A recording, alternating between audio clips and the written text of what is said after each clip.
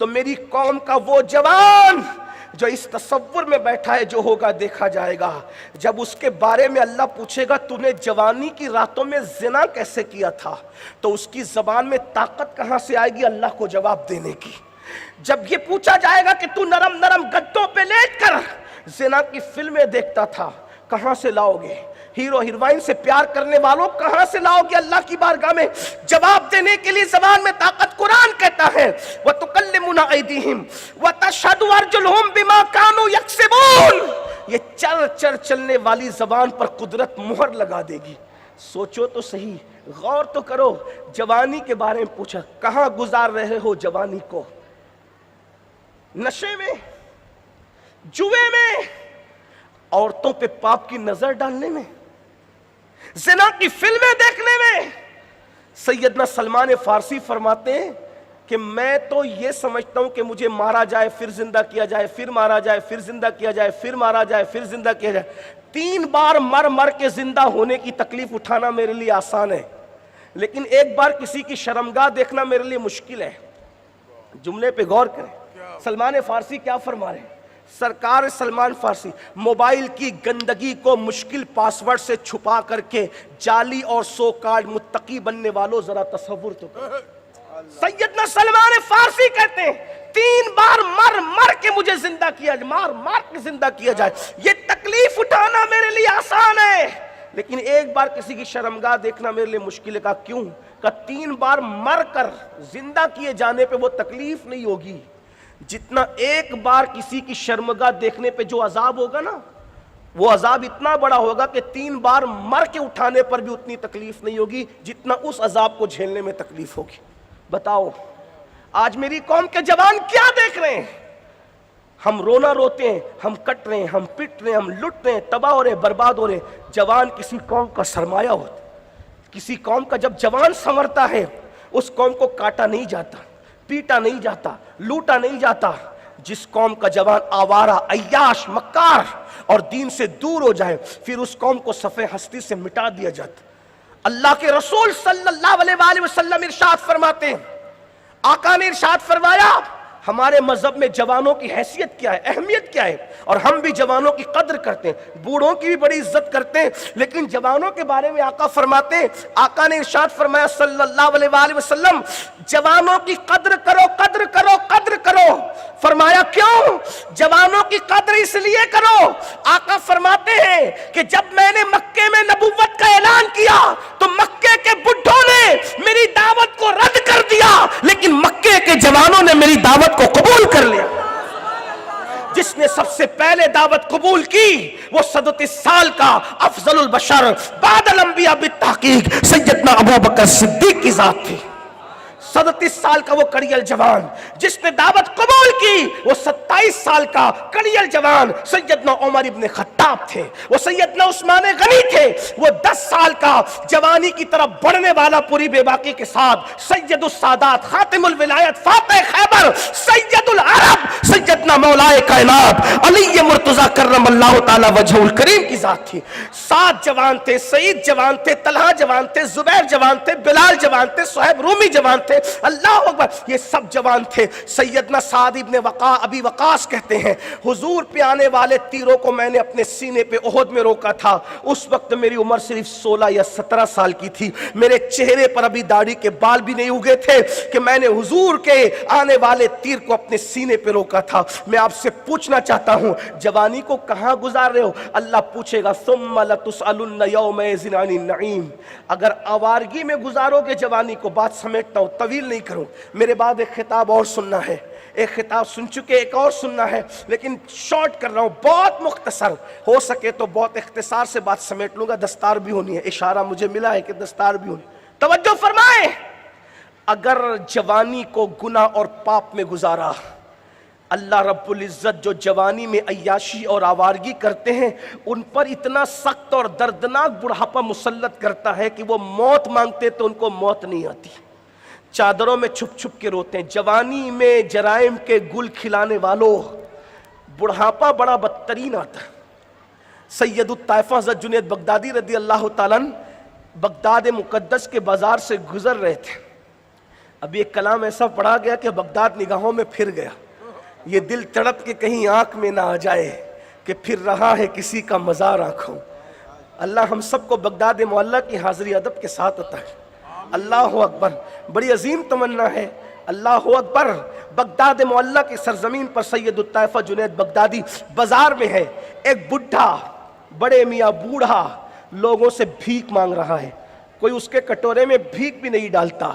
تو مریدوں نے کہا بغداد کے لوگ کتنے سخت ہو گئے کہ بڈھے کو بھیک نہیں دے رہے ہیں۔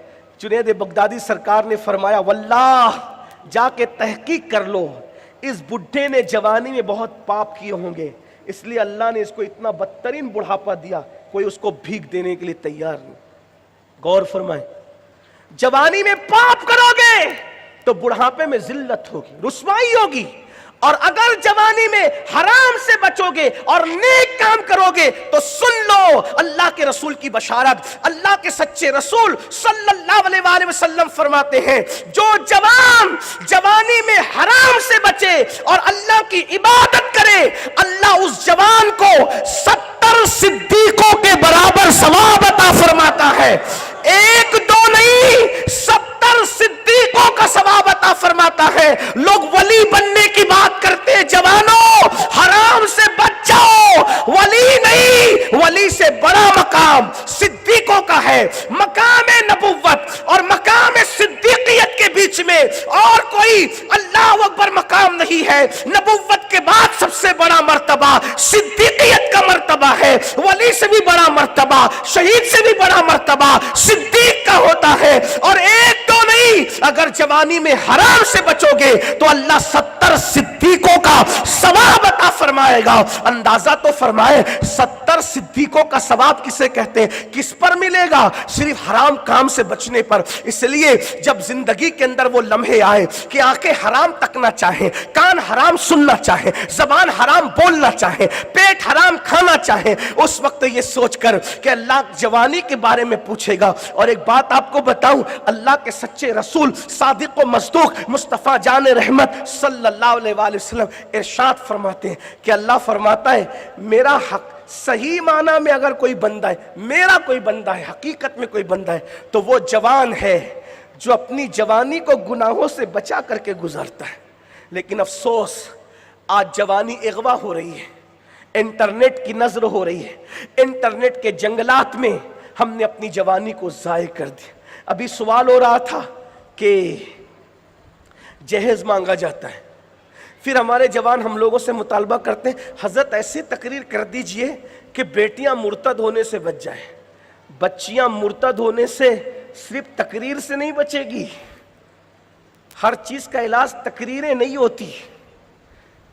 رات بھر تقریریں سن کر صبح کو خواب خرگوش میں سو جانے والی قوم کبھی ترقی کی منازل طے نہیں کر سکتی جب تک میدان عمل میں نہ ہو۔ کبھی سوچا اگر بیٹیاں مرتد ہو رہی ہے تو کیوں ہے؟ پہلی بات تو یہ کہ مرتد ہونے کی جتنی رپورٹیں پھیکم پھاک بیان کی جاتی ہے میں اس سے متفق نہیں ہوں، اس لیے کہ توجہ فرمائیں کیوں متفق نہیں ہوں؟ اگر میڈیا کہہ دے کہ ہم نے چاند دیکھا ہے عید کا تو اس کی بات کو مانو گے؟ نہیں مانو گے نا۔ تو جس کے کہنے پہ چاند کا آنا قبول نہیں کرتے اس کے کہنے پہ بیٹیوں کا جانا کیسے قبول کر سکتے؟ کہیں یہ سازش تو نہیں ہے ہماری بیٹیوں کو بدنام کرنے کی؟ اس لیے کہ ہر کہی ہوئی بات کو بول دینا یہ اچھی بات، ہاں کچھ مرتد ہو رہی ہیں لیکن اتنی نہیں ہے جتنی بتایا جا رہا ہے۔ ہمیں مایوس بھی کیا جا رہا تاکہ کل تانا دے لوگ کہ تمہاری بیٹیاں تو ایسے ہیں۔ میں یہاں پر ایک جملہ لوگوں سے کہتا ہوں، آج کی تاریخ میں بھی کسی کی ماں اتنی پارسا نہیں ہے جتنی مسلمانوں کی بیٹیاں پارسا ہیں۔ آج بھی ہمارے یہاں پارسائیت موجود ہے، پوترتا موجود ہے، تقدس موجود ہے، اس لیے کہ ہمارے یہاں اب بھی کردار سیدہ فاطمہ زندہ ہے، اس لیے ہماری بیٹیوں میں ابھی بھی لیکن بچیاں جاری کیوں جاری؟ میں آپ سے سوال کرتا، جلسہ کرنے والوں سے لے کے جلسے میں شریک ہونے والوں تک، ممبر والوں سے لے کر کے زمین پہ بیٹھنے والوں تک ہم نے سوچا بیٹیاں کیوں جا رہی؟ نمبر ایک، سب بیٹیاں نہیں جا رہی۔ لوگ کہتے ہیں غریبی کی وجہ سے جا رہی ہے، لوگ کہتے ہیں اس کی، میں نے کہا مسئلہ غریبی کا بھی اتنا نہیں ہے، مسئلہ رشتوں کا بھی اتنا نہیں ہے، مسئلہ دوسری چیزوں کا بھی اتنا نہیں. یاد رکھنا جا وہی رہی ہے جو پہلے سے دین کے قریب نہیں تھی، ورنہ جو دین کے قریب ہے وہ آج بھی اپنے ایمان کو بچانے کے لیے پیٹ پہ پتھر باندھنے کے لیے تیار ہے.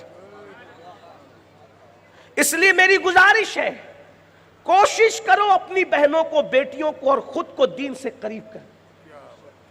بڑی معذرت کے ساتھ یہ بات کہوں، آج مذہبی طبقہ بھی اپنے بچوں کو دین سے قریب لانے کی کوشش نہیں کر رہا. خو گرے حمد سے تھوڑا سا گلہ بھی سن لے. مسجد کا امام، سب امام ایسے نہیں ہے، لیکن بات صرف کہہ رہا ہوں اپنی آخرت کے سنوارنے کے لیے. وہ خود تو اٹھ کر مسجد جاتا ہے، اپنے 13 سال کے بچے کو وہ جگا کے کیوں نہیں جاتا؟ مسجد کا متولی سفید ریش، وہ خود تو اکیلا اٹھ کر مسجد جاتا ہے، وہ اپنے بہو اور بیٹی کو کیوں نہیں جگاتا؟ کیا خود کے اکیلے نمازی بننے سے ہم جنتی ہو جائیں گے؟ تنہا ہم داڑھی رکھ لینے سے جنتی ہو جائیں گے؟ تنہا دیندار ہونے سے ہم جنت؟ بتاؤ ہمارے گھر میں اسلامی ماحول کتنا ہے؟ میں سوال کرتا ہوں نمازیوں سے، بے نمازیوں سے نہیں. جو نہیں کرتے وہ تو نہیں کرتے. نمازیوں سے پوچھتا ہوں، فجر میں جانے والوں، صف اول میں نماز پڑھنے والوں، گھر والوں کو کتنی بار جگایا مجھے بتاؤ؟ کیا یہ رسول اللہ کی سنت نہیں ہے؟ بے نمازیوں کو نہیں جگاتے.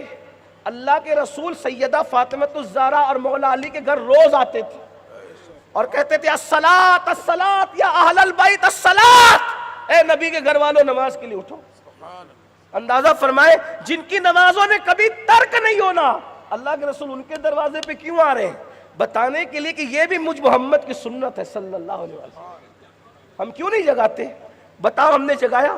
اور ایک حدیث پاک پڑھ دوں، بہنیں اگر سن رہی ہے تو ان سے بھی، ہائے ہائے ہائے، سید آل رسول صاحب آئے، دلبر صاحب آئے، مولانا رضوان، مولانا مفتی افسر صاحب اور ناظم صاحب اور نقیب صاحب اور فلاں صاحب، سب لوگ آئے. حضرت دعا کریں دعا کریں. کس کی دعا لے رہے ہو؟ سید صاحب کی، پیر صاحب کی، عالم صاحب کی. ایک عمل بتاؤں، حضور کی دعا ملے گی. کس کی دعا ملے گی؟ حضور کی. رفیع گنج والوں سے میں یہ نہیں کہتا کہ اس پہ بھی سبحان اللہ کہیں، اس کی وجہ اس لیے نہیں کہتا کہ میں آپ کے عشق پہ چھوڑتا ہوں کہ حضور کی دعا مل رہی ہے پھر بھی آپ چپ رہتے ہیں یا خاموش رہتے ہیں یا کچھ بولتے ہیں. کوئی بات نہیں، کوئی بات نہیں، لیکن بس سن لیں کیا آقا کی دعا ملے گی. اور کون سی دعا؟ قیامت تک کی نسلیں آباد. اللہ کے رسول ایک مرتبہ ہاتھ اٹھا کے دعا کرتے خوشی میں، اللہ ان کے گھروں کو ہمیشہ ہرا بھرا رکھنا. اے اللہ ان کے گھروں کو ہمیشہ ہرا بھرا. ہرا بھرا کا مطلب کیا؟ ہر خوشی ہو، کسی چیز کی کمی نہ ہو، صرف کمی کی کمی ہو بس، اور کسی چیز کی کمی نہیں. گھر جا کے جملے پہ غور کرنا کہ کسی چیز کی کمی نہ ہو، صرف کمی کی کمی ہو، باقی کسی چیز کی کمی نہ ہو. اندازہ فرمائے دعا کریں اللہ ان کے گھروں کو ہمیشہ ہرا بھرا رکھنا، ہرا بھرا رکھنا، ہرا بھرا رکھنا. صحابہ نے پوچھا آقا کس کے گھر کو ہرا بھرا رکھنے کی دعا کی جا رہی ہے؟ فرمایا اس کے گھر کو جو شوہر فجر میں اٹھتا ہے اور اپنی بیوی کو جگاتا ہے، اور جو بیوی فجر میں اٹھتی ہے اور اپنے شوہر کو جگاتی ہے، دونوں جو ایک دوسرے کو جگائیں. اللہ سے دعا کرتا ہوں اللہ ان کے گھر کو ہمیشہ ہرا بھرا رکھے. جس کے گھر کو ہرا بھرا رکھنے کی دعا جانے دعا خود کرے، پھر اس کو کس کے تعویذ کی ضرورت پڑے گی؟ پھر اس کو کس وظیفے کی ضرورت پڑے گی؟ پھر اس کو کس عمل کی ضرورت پڑے گی؟ بولو، آپ نے بہت ہاتھ اٹھا کر کے ایمان کی گواہی دی، کیا آپ اس پر بھی ہاتھ اٹھاتے کہ انشاءاللہ گھروں کو ہرا بھرا رکھنے کے لیے آج سے ہر شوہر بیوی کو جگائے گا، ہر بیوی شوہر کو جگائے انشاءاللہ؟ کتنے لوگ ہیں ذرا بتائیں اپنے نبی کی خوشی کے لیے؟ ماشاءاللہ. چلیں آپ ہاتھ اٹھا کے رکھیں ذرا، کچھ لوگوں کو نظر بھی تو آئے کہ سنی اس پر بھی ہاتھ اٹھاتا ہے. سنی صرف بد مذہب کے بائیکاٹ پہ ہاتھ نہیں اٹھاتا، الحمدللہ بد مذہب کے بائیکاٹ پہ تو ہاتھ اٹھاتا ہے، لیکن بے نمازی پن کے بائیکاٹ پر بھی سنی ہاتھ اٹھا سکتا ہے. کتنے لوگ جگائیں گے اپنی بیویوں کو؟ بتاؤ انشاءاللہ. ہاتھ اٹھا کے رکھیں. اور جو نہیں اٹھا رہے ان پہ بھی فرض ہے، नमाज उन पे भी उठा के रखे, जरा अल्लाह को गवाह बनाए, फरिश्तों को गवाह बनाए। ये मंजर खूबसूरत लगे कि शरफिया के दारुल के जलसे के मौके पर कितने बड़े इनकलाब की बात की गई है। सुन्नियों घर हमेशा हरे भरे रहेंगे और सिर्फ घर हरे भरे नहीं रहेंगे, इंशाअल्लाह तुम्हारी कब्रें भी तरोताजा रहेगी और दुनिया तुम्हें देख के कहने पे मजबूर हो जाएगी, जमीन मैली नहीं होती, ज़मन मैला नहीं होता, मोहम्मद के गुलामों का कफन मैला नहीं होता। आज हमें अपने घर में दीनी माहौल, अगर इर्तिदाद के फितने का मुकाबला करना है, हर बंदा अपने घर में दीनी माहौल कायम करे। मैं आपसे पूछता हूं और कसम दे के पूछता हूं, अपने ज़मीर की अदालत में खड़े रह करके बताओ, बच्चा पैदा होता है तो नाम रखने से पहले उसको डॉक्टर, टीचर, इंजीनियर, लॉयर, वकील, जज सब बनाने का प्लान बनता है। कभी ये भी प्लान बना कि मैं अपने बेटे को पहले मुसलमान बनाऊंगा? बताओ, डॉक्टर, इंजीनियर, टीचर सब बनाओ, मुझे क्या एतराज है। मैं दुआ करता हूं अल्लाह जो आप दुआ करते हैं अल्लाह वो आपके बच्चों को बनाए, लेकिन पहले मुसलमान बनाओ। क्यों? डॉक्टर का बाप होने में कोई फख्र की बात नहीं, इसलिए कि डॉक्टर का बाप कोई मुनकिरे इस्लाम भी हो सकता है। टीचर का बाप होना हमारे यहाँ मजहबी एतबार से, मैं कोई मजाक नहीं उड़ा रहा हूं, डिग्रियों का बहुत अहमियत है, डिग्रियों की, डॉक्टर, टीचर सब, लेकिन आखिरत में कोई फख्र की बात नहीं है। टीचर का बाप होना, वकील का बाप होना, इंजीनियर का बाप होना, क्या फख्र है पता है? फख्र क्या है? मोमिन का बाप होना, ये फख्र की बात है। और ये फिक्र किसकी है? ये फिक्र नबूवत है, फिक्र नबूवत। जब हजरत सैयदना ईसा, हजरत यूसुफ अलैहिस्सलाम अपने बाबा हजरत याकूब से बिछड़ गए, जब हजरत यूसुफ अपने बाबा हजरत याकूब से बिछड़ गए, जब बिछड़े थे तो बच्चे थे और जब मिले तो कई बच्चों के बाप बन चुके थे। तो जिस बेटे ने गम की खबर लाया था कि बाबा तेरे यूसुफ को भेड़िया खा गया, वही बेटा खुशी की खबर लाया, बाबा आपका यूसुफ तो जिंदा है।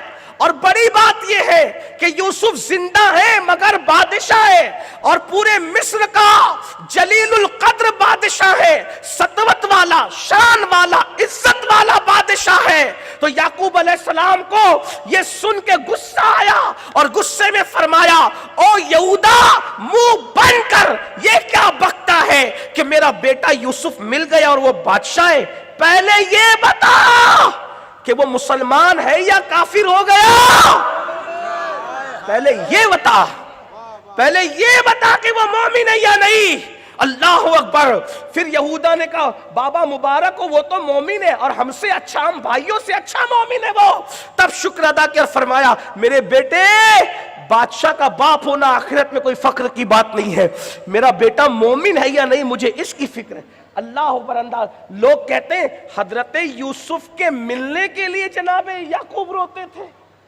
अगर हजरत यूसुफ से सिर्फ मिलने के लिए रोते थे तो मिलने के बाद ये गुस्सा कैसा, मिलने के बाद ये गुस्सा कैसा। हजरत याकूब के रोने की वजह ये भी थी कि बच्चा मुझसे दूर होकर मेरे मसलक पे रहेगा कि मेरे मजहब पे रहेगा कि, हालांकि वो तो नबी थे। ये तालीम हमारी तालीम के लिए बात है।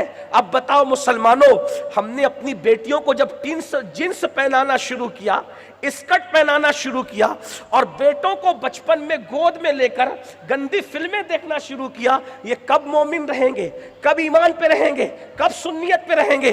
जाते जाते इतना अर्ज करूं, जलसे का सुन्नी बन जाना और है, जलसों में सुन्नी बनने वालों को जन्नत नहीं मिलने वाली जब तक कि आपका इनसाइड, अंदर, तन्हाइयों के अंदर आपकी सुन्नियत चांद की तरह न चमके, सितारों की तरह न चमके, सोने की तरह खरी खरी न चमके, उस वक्त तक के आप हम निजात हासिल नहीं कर सकते। ये कौन सी बात है कि जलसे में तो हमारे जज्बात देखने वाले होते हैं, फिर तन्हाइयों में वो जज्बात कहाँ जाते। घर की शादी में डीजे भी लग रहा है, घर की शादी के अंदर नाच भी हो रहा है, बच्चों को माज़अल्लाह गोद में लेकर के ज़िना की फिल्में भी देखी जा रही है, बेटियों को बाजू में बिठा करके माए पाकिस्तानी सीरियलों के नाम पे अफेयर करने का तरीका सिखा रही।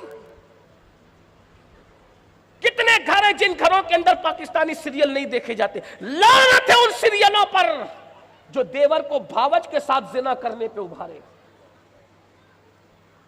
بڑی بہنیں جو اپنے منگیتر کے ساتھ معاذ اللہ حرام کاریوں پہ ابھار. ہنسنے کی بات نہیں ہے، لٹ رہا ہے نشیمن، لٹ رہا. تمہیں کالی گھٹاؤں کا نہیں پہچاننا آیا، اندھیرے سے دھواں اٹھتا اور تم کہتے ہو ساون ہے. نشیمن جل رہے ہیں.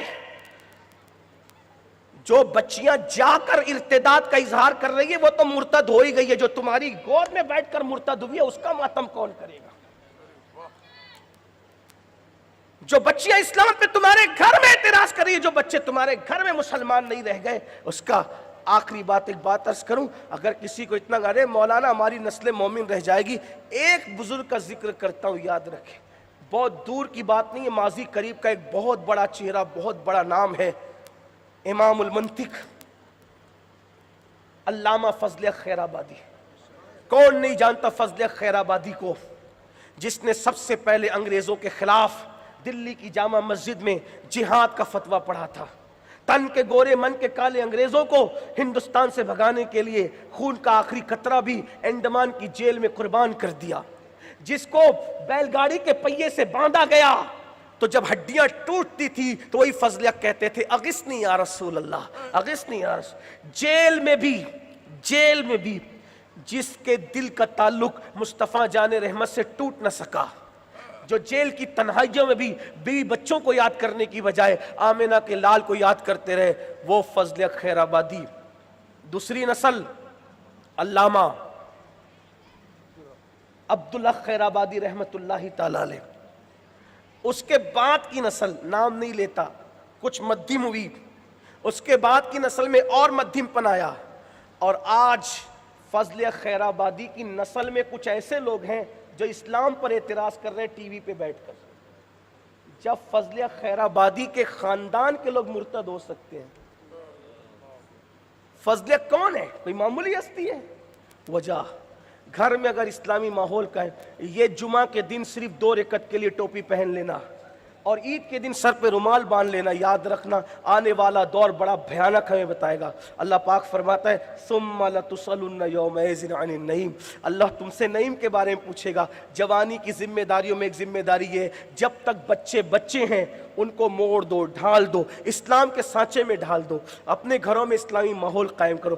باپ برمنڈا پہن کر کے گھومے گا، چڈی پہن کر گھٹنے دکھائے گا تو بیٹے نے کب پورا لباس پہننا ہے؟ ماں کھلے سر جیو ولیمے میں شرکت کرے گی تو بیٹی نے کب دوپٹہ لینا ہے؟ یاد رکھنا فتنہ ارتداد صرف میمورنڈم، تحریک، جلسے، کانفرنس، درد غریب باتوں سے نہیں ہم اس کا خاتمہ کر سکتے ہیں. ہر بندہ اس کے لیے بہترین رکن ثابت ہو سکتا ہے، بہترین مجاہد ثابت ہو سکتا ہے. ایک کام کرنا ہے، ہر آدمی صرف اپنے گھر میں اسلام کو نافذ کر لے. کہتے ہو نا دنیا میں اسلام نافذ کرے